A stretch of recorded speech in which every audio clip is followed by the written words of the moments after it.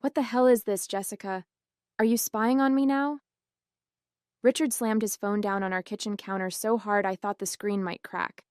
His face was flushed with anger I'd rarely seen in our 27 years of marriage. I was just wondering where the money went, I said, fighting to keep my voice steady. Our savings account is practically empty. 30 years of retirement funds just gone. You checked our accounts without asking me? You're paranoid and controlling. He ran his hands through his salt and pepper hair in exasperation. This is exactly the problem with our marriage. You don't trust me to handle anything. Richard, $487,000 doesn't just disappear. I have a right to know. A right? He laughed harshly. You haven't worked in 20 years. That money is from my career, my sacrifices.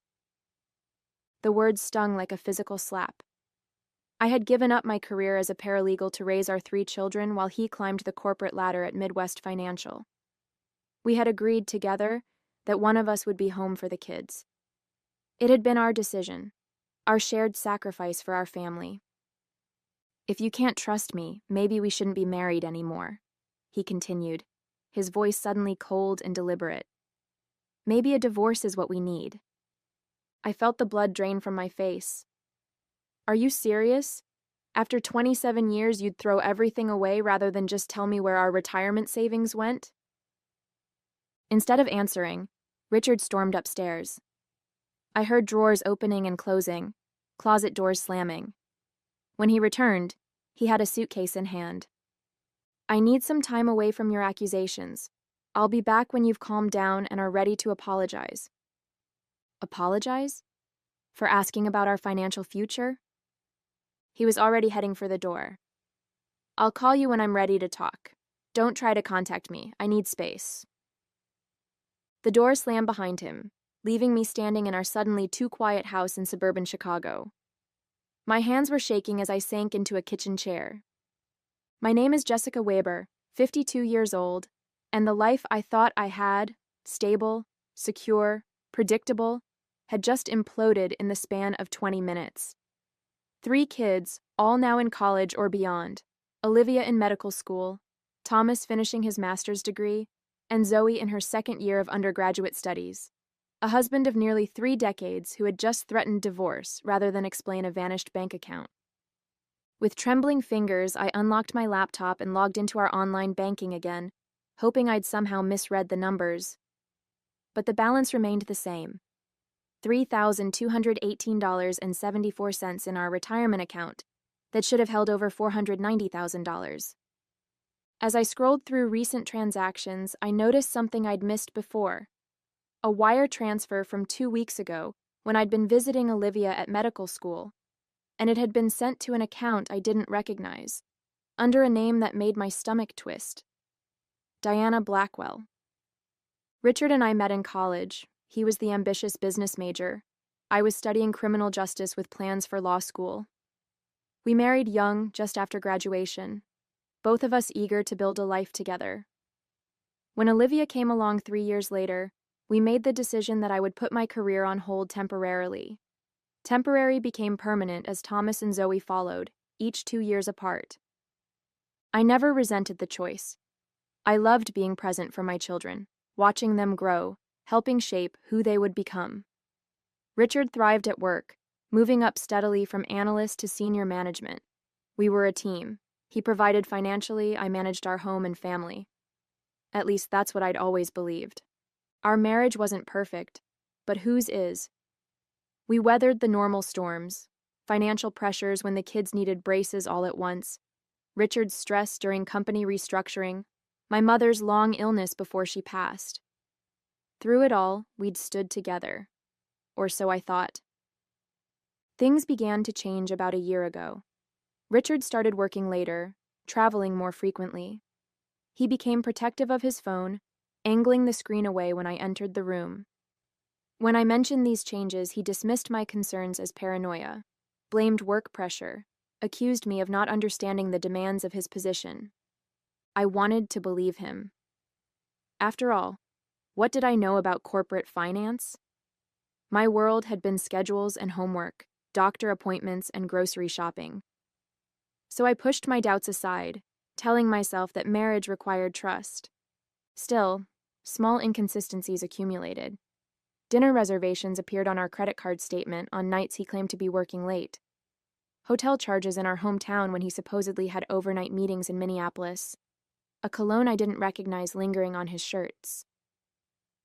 2 months ago, I found a receipt for a woman's bracelet from Tiffany in his suit pocket while doing laundry.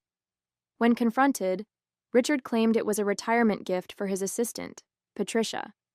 I called his office the next day under the pretense of confirming lunch plans, only to learn from the receptionist that Patricia had left the company over a year ago. Even then, I hesitated to act on my suspicions. We had built a life together, a beautiful home in Lake Forest, 3 wonderful children, a wide circle of friends. Walking away from 27 years of marriage wasn't something I took lightly. And honestly, I was afraid.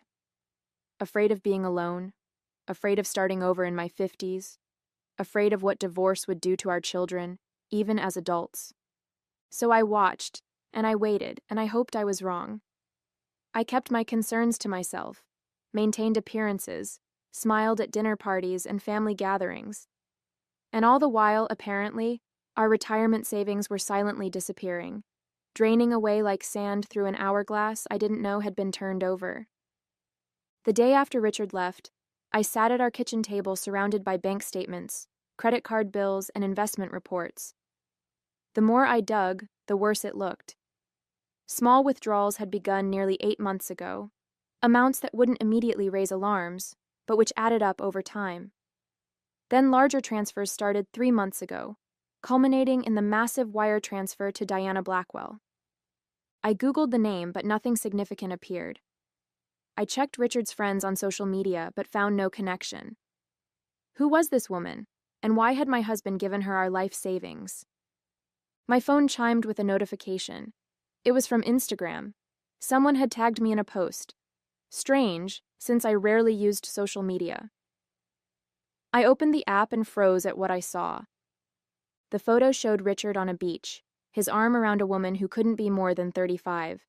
Her blonde hair cascaded over bronzed shoulders, and she wore a diamond tennis bracelet that caught the sun. The caption read, "Paradise with my love. Sorry not sorry, Jessica. He's mine now. Upgraded life. Richmond benefits." The location tag showed Bora Bora. The profile belonged to Diana Blackwell. My hands shook so badly I nearly dropped my phone. A direct message notification appeared. From Diana again. I opened it to find more photos. Richard and Diana shopping in designer stores, dining at exclusive restaurants, lounging on the deck of a private yacht. The final image was of Diana holding up a bank statement, our bank statement, with a message scrawled across it. "Thanks for funding our new life." The last text simply read, "He says you'll take him back. You always do. Pathetic." I ran to the bathroom and vomited until there was nothing left but bitter bile. When I finally slumped against the cool tile wall, something shifted inside me. The shock and hurt gave way to a burning rage unlike anything I'd ever experienced. This wasn't just an affair. This was calculated theft and humiliation. My husband hadn't just betrayed our marriage. He'd stolen our future, and was flaunting it publicly, allowing his mistress to taunt me with the evidence. I returned to the kitchen and stared at the financial documents spread across the table. With sudden clarity, I realized I'd been approaching this all wrong. This wasn't just a marital problem, it was a crime. Richard hadn't merely withdrawn our savings. He had systematically defrauded me of my financial security and retirement. As the wife of a financial executive, I'd absorbed more than I realized over the years. I knew about community property, about fiduciary responsibility in marriage, about financial fraud. Most importantly, I knew exactly who to call. I picked up my phone, surprising myself with how steady my hand had become. My friend Valerie had gone through a brutal divorce 3 years ago. She'd mentioned the name of her divorce attorney, a woman who specialized in high-conflict cases involving financial misconduct. Before I could second-guess myself, I dialed the number. "Hello, I need to speak with Catherine Wilson. It's urgent." As I waited to be connected, I began taking photos of every document on the table. Richard and Diana had underestimated me severely. They thought I was a passive housewife who would fall apart, beg for reconciliation, and accept whatever crumbs Richard decided to throw my way. They were about to learn how wrong they were. Catherine Wilson's office was sleek and understated, with panoramic views of downtown Chicago. The attorney herself matched her surroundings, polished, professional, with an air of contained intensity that immediately put me at ease. This was a woman who knew how to fight. Financial infidelity combined with actual infidelity, she said after reviewing my documents and the social media evidence. Unfortunately, I see this more often than you might think. Spouses, usually husbands, who decide to start a new life but want to fund it with marital assets. Can we get the money back? I asked, the question that had been haunting me since discovering Diana's taunting messages. Some of it, potentially. The social media posts actually help us. They're evidence that he's misappropriating marital funds. The court doesn't look kindly on this kind of behavior. Catherine tapped her pen against her legal pad. But we need to act quickly before more assets disappear. I recommend we file for divorce immediately and include an emergency motion to freeze all financial accounts. The word divorce still made my stomach clench, but I nodded. Do it. What else should I be doing? Document everything, every call, every text, every expense. And we need a forensic accountant to trace exactly where the money went. I have someone excellent I work with regularly. By the time I left Catherine's office, a weight had lifted. I had a plan, professionals in my corner, and the beginnings of control over my situation. 3 days later, Richard called. His voice was casual, almost cheerful. Hey Jess, I think I'm ready to come home. I hope you've had time to think about your accusations. I nearly laughed at his audacity. I've been thinking a lot, Richard. About many things. Good, he said, clearly mistaking my calm tone for submission. I'll be home tomorrow afternoon. We can talk then. I informed Catherine immediately. She advised me to say nothing about the legal proceedings we'd initiated. Let him come home thinking everything is normal. The element of surprise is to our advantage. We'll have the papers ready to serve him. The following day, I called my children. I'd been hesitant to involve them, but Catherine had gently suggested they deserved to know what was happening. As adults, they needed to prepare for the family changes ahead, and their support would be valuable to me. The conversations were painful but necessary. Olivia, my practical firstborn, immediately offered to take time off from medical school to come home. Thomas, always the peacemaker, struggled to reconcile the father he knew with the man who had stolen his mother's financial security. Zoe, my youngest and most emotional, broke down in tears before her shock transformed to anger. He's been posting pictures with that woman for months, she admitted through sobs. I saw them on Instagram but convinced myself it was someone who just looked like Dad. I didn't want to worry you with something I wasn't sure about. This revelation hit me like a physical blow. The betrayal had been happening in plain sight, visible to my own daughter, while I'd been willfully blind. I'm coming home, Zoe insisted. Thomas, too. We already talked about it. No, honey. Stay at school. Focus on your studies. This is my battle to fight. But my children, now adults with minds of their own, wouldn't be dissuaded. By evening, all three had arranged to come home, Olivia arriving first thing in the morning, Thomas and Zoe by early afternoon. They wanted to be present when their father returned, a united front in support of me. Their loyalty moved me to tears, but also filled me with apprehension. Richard was expecting to find a submissive, apologetic wife waiting for his return. Instead, he would face his children's judgment and a woman prepared for war. His reaction was unpredictable, and I worried the confrontation might turn ugly.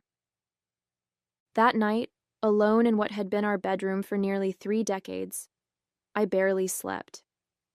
Tomorrow would change everything, for better or worse. Olivia arrived at 8 a.m., letting herself in with her old key.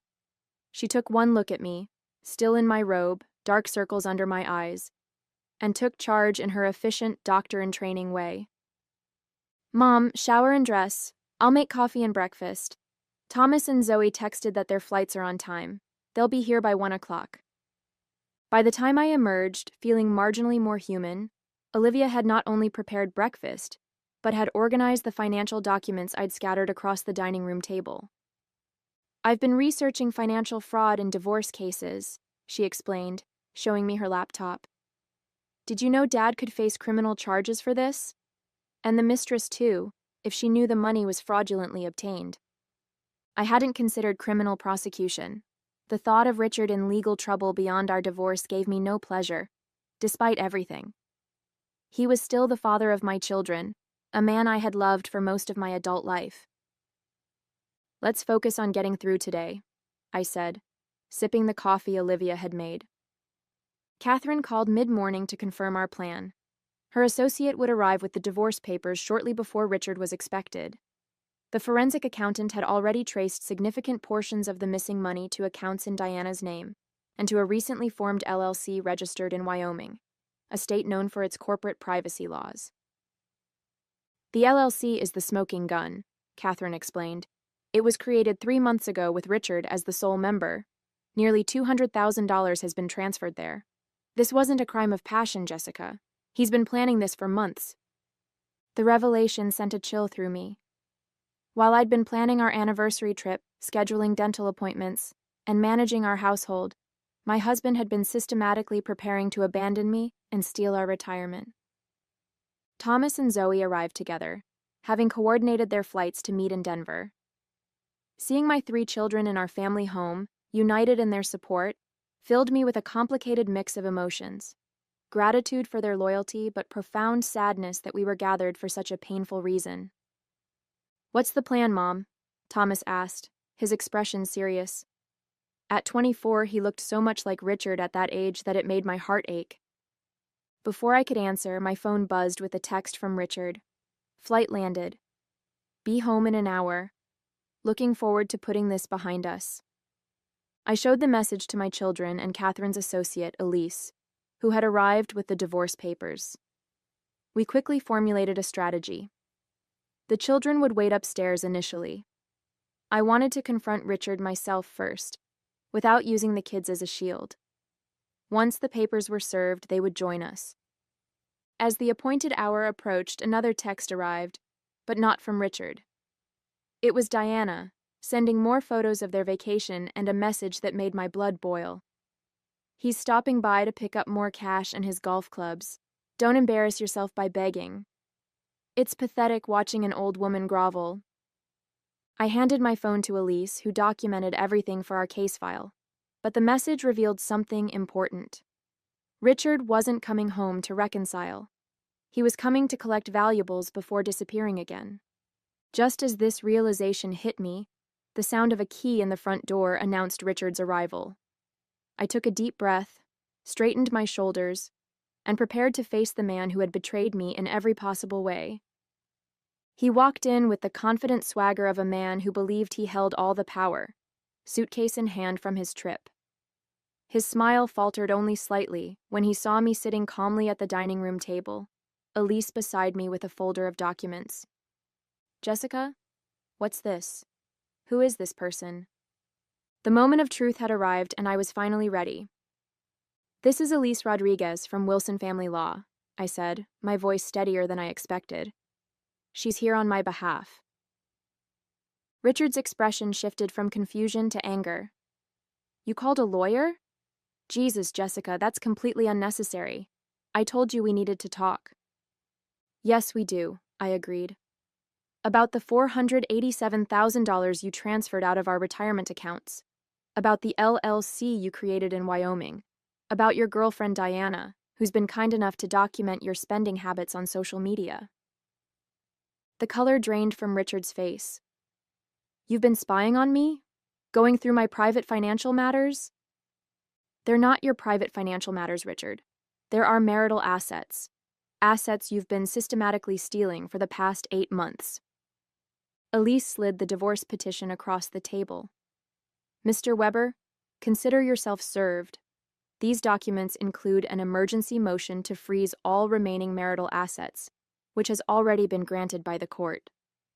Richard's composure cracked. You can't do this, you have no right. She has every right, came Olivia's voice as my 3 children descended the stairs. The court seemed particularly interested in Diana Blackwell's social media posts, Dad. The ones showing you spending Mom's retirement money. Richard's eyes darted between the 4 of us, a cornered animal calculating escape routes. This is ridiculous. A misunderstanding. The money is for investment opportunities, completely legitimate. I was going to surprise Jessica with, "Please don't lie to us anymore," Thomas interrupted, his voice thick with emotion. "We've seen the photos, the messages. We know what you've been doing." "And who you've been doing it with," Zoe added bitterly. Richard's shock at seeing his children quickly morphed to fury. He turned on me, jabbing a finger in my direction. "You turned my own kids against me? This is low, Jessica, even for you. Did you tell them how controlling you've been? How you've suffocated me for years?" "We can see who you really are now, Dad," Olivia said quietly. "Mom didn't have to say anything." Richard's phone buzzed. He glanced at it, and I knew instinctively it was Diana, probably wondering why he hadn't yet returned with whatever valuables they'd planned to take. "I understand everything now," I said, rising from my chair. "You're not here to reconcile. You're here to gather more assets before disappearing with Diana. Your text said you were looking forward to putting this behind us, but you meant escaping consequences, not repairing our marriage." For a moment, Richard looked genuinely confused. "My text? I didn't—" He stopped abruptly, something clicking into place. "Diana sent that from my phone." This minor admission, the first honest thing he'd said since arriving, hung in the air between us. "You need to leave," I said, keeping my voice level. "Your credit cards have been frozen. The court has ordered that you not remove any personal items of significant value from the house. You can take clothing and toiletries. Everything else stays until we have a full accounting." "This is my house, too. You can't just—" "Actually, she can," Elise interjected. "The emergency order grants Mrs. Weber exclusive use of the marital residence pending further court proceedings." Richard looked from face to face, searching for an ally and finding none. His shoulders slumped momentarily before he straightened, his expression hardening. "Fine. You want to fight? You'll get one. I have access to the best attorneys in Chicago. When this is over, you'll be lucky if I leave you the furniture." As he stormed upstairs to collect his belongings, Zoe began to cry softly. Thomas put his arm around her shoulders, and Olivia moved to my side, gripping my hand. "He's bluffing," Elise whispered. "His assets are frozen. He can't afford the best attorneys in Chicago right now." I nodded, but Richard's threat had struck a nerve. He was desperate and angry, a dangerous combination. In my years as a paralegal and through friends' divorce experiences, I'd seen how ugly these situations could become. Richard had already shown he was willing to steal from me. What else might he do to avoid consequences? This was only the beginning of the battle, and I needed to prepare for whatever came next. 3 weeks later, I sat in Catherine Wilson's conference room surrounded by a team she had assembled. John Patterson, the forensic accountant who had traced Richard's financial maneuvers. Elise Rodriguez, who had become my day-to-day contact at the firm, and Michael Grayson, a specialist in recovering hidden assets. "We've located approximately $320,000 of the missing funds," John explained, pointing to his detailed financial report. "The Wyoming LLC was the key. Most of the money flowed through there to accounts in Diana Blackwell's name. The good news is that these transfers create a clear paper trail of financial misconduct." Catherine nodded. "The judge has ordered the accounts frozen. Both Richard and Ms. Blackwell are prohibited from accessing or transferring these funds pending the outcome of the divorce proceedings." "What about the rest of the money?" I asked. "The other $160,000? "We've traced about $65,000 to vacation expenses, luxury purchases, and cash withdrawals," John replied. "The remaining $95,000 is still unaccounted for, but we have some promising leads. Michael interjected. Richard set up a consultation with my firm 6 months ago, inquiring about asset protection strategies. He didn't retain us, but the timing is telling. He was already planning this even then. The conference room door opened and Catherine's assistant entered. Mr. Weber and his attorney have arrived for the settlement conference. Catherine gave me a reassuring nod. Are you ready, Jessica? I smoothed down my skirt and took a deep breath. More than ready. We moved to the larger conference room where Richard sat with his lawyer, not the high-powered attorney he had threatened, but a mid-level associate from a decent firm. Richard looked haggard, the confident facade crumbling after weeks of legal and financial pressure. The settlement terms we presented were non-negotiable: full financial transparency, return of all misappropriated funds, and a divorce agreement that acknowledged his misconduct. Richard's attorney began to object, but Catherine calmly slid a folder across the table. Before you respond, you should review these documents. They were delivered to our office this morning. Inside the folder were bank statements, credit card receipts, and hotel reservations, a comprehensive record of Richard's affair and financial misconduct dating back over a year. Most devastating were printed copies of text messages between Richard and Diana, explicitly discussing their plan to drain the retirement accounts and disappear. Diana provided these willingly, Catherine explained. When she discovered the accounts were frozen and she might face criminal charges for knowingly accepting fraudulently obtained funds, she decided cooperation was in her best interest. Richard's face contorted with fury and betrayal. That manipulative bitch. I'd advise against such characterizations, Mr. Weber, Catherine interrupted coolly, particularly given the content of your messages regarding your wife. Richard's lawyer, after reviewing the documents, requested a moment to confer with his client. Their whispered conversation grew heated, with Richard gesturing angrily while his attorney repeatedly shook his head.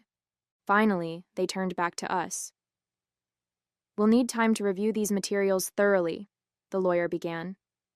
The court date is in 3 days, Catherine reminded them.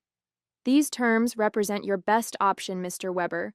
Judge Reynolds has a well-documented intolerance for financial misconduct in divorce cases. Richard's shoulders slumped in defeat. Fine, I'll sign. As the lawyers finalized the details, I studied the man I had spent nearly 3 decades with. I felt no satisfaction in his downfall, only a profound sadness for what we had lost, and a quiet relief that I had found the strength to stand up for myself. Outside Catherine's office, my children waited to drive me home. Our family had been forever changed, but not broken. In the midst of betrayal, I had discovered my own resilience and the unwavering support of the 3 people who mattered most. Is it over? Olivia asked as I approached. This chapter is, I replied, linking arms with my daughter, but I'm ready to start the next one. Richard had expected me to beg for forgiveness when he returned. Instead, he learned that sometimes the person you underestimate the most becomes the one you should have feared all along. 1 year later, I stood in the doorway of my new lakefront condo, watching the movers arrange the last pieces of furniture. The floor-to-ceiling windows offered a spectacular view of Lake Michigan, a daily reminder of my fresh start. The divorce had been finalized 6 months ago. With Catherine's expert guidance, we'd recovered nearly all the missing funds, and the settlement had been more than fair. Richard's financial misconduct had worked against him in court, resulting in an asset division that favored me significantly. Diana had disappeared from Richard's life as quickly as she'd entered it, once the money was no longer flowing. Last I heard, Richard had taken a position with a smaller firm in Seattle, starting over at 54 with a significantly reduced lifestyle and shattered reputation. My phone chimed with a notification. It was a group text from my children with a countdown. T-minus 3 days until Mom's graduation. After decades away from the workforce, I had returned to school to finish my law degree. Catherine had offered me a position at her firm as a paralegal while I studied, mentoring me through the process. In 3 days, at age 53, I would finally walk across the stage and complete the journey I had started in my 20s. Olivia was flying in from her medical residency in Oregon. Thomas had taken time off from his engineering job in Colorado. Zoe, now in graduate school in Michigan, had been driving in weekly to help me study for the bar exam. I ran my hand along the smooth marble countertop of my kitchen island. My kitchen, in my home, purchased with my settlement and the signing bonus from the law firm that had already offered me a position in their family practice division. The betrayal that had nearly destroyed me had instead become the catalyst for rebuilding a life that was authentically mine. I had lost a husband but reclaimed myself, my dreams, my financial security, my future. And that, I realized as I gazed out at the endless blue horizon of the lake, was the most valuable asset of all.